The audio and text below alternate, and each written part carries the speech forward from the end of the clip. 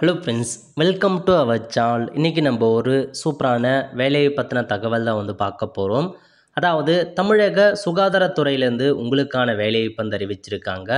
இப்போ அந்த வேலைக்கு யார் யாரெல்லாம் அப்ளை பண்ணலாம், இது தேவையான எலிஜிபிலிட்டி என்ன, இதை பற்றின மொத்த இன்ஃபர்மேஷன் தான் இந்த வீடியோ பார்க்க போகிறோம்.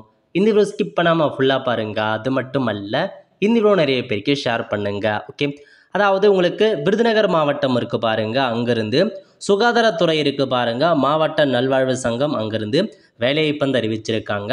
இந்த வேலைக்கு அப்ளை பண்ணுறதுக்கான கடைசி தேதி 14/11/2025 ஈவினிங் 5 மணிக்குள்ளே இந்த வேலைக்கு அப்ளை பண்ணுங்கள். ஓகே, என்னமான பதவி கொடுத்துருக்காங்க அப்படின்னா, முதல்ல கன்சல்டன்ட் கேட்டிருக்காங்க. யோகா அண்டு நேச்சுரோபதியிலேருந்து பிஎன்ஒஎஸ் முடித்தவங்க அப்ளை பண்ணலாம். எல்லாத்துக்குமே 59 வயசுக்குள்ளே இருக்கவங்க அப்ளை பண்ணுங்கள். 3 வேக்கன்சி கொடுத்துருக்காங்க, 40,000 ரூபாய் சேலரி. ஹோமியோபதி மருத்துவர் கேட்டிருக்காங்க. பிஹெச்எம்எஸ் முடித்தவங்க அப்ளை பண்ணலாங்க, ஒரு வேக்கன்சி, 34,000 ரூபாய் சேலரி கொடுக்குறாங்க. நெக்ஸ்ட்டு அட்டெண்டர் மல்டிபர்பஸ் ஒர்க்கர் கேட்டிருக்காங்க. 8th பாஸ் பண்ணால் போதுமானது, 4 வேக்கன்சி, 10,000 ரூபாய் சேலரி கொடுக்குறாங்க. தெரப்பி அசிஸ்டன்ட் கேட்டிருக்காங்க. டிப்ளமோ நர்சிங் தெரப்பி முடித்தவங்க அப்ளை பண்ணலாம், 4 வேக்கன்சி, 15,000 ரூபாய் சேலரி கொடுக்குறாங்க. ஓகே, இதாங்க உங்களுக்கான மொத்த ஜாப் இன்ஃபர்மேஷன். இதை பார்த்தா ஒரு தற்காலிகமான ஜாப் தாங்க, பர்மனன்ட் ஜாப் கிடையாது.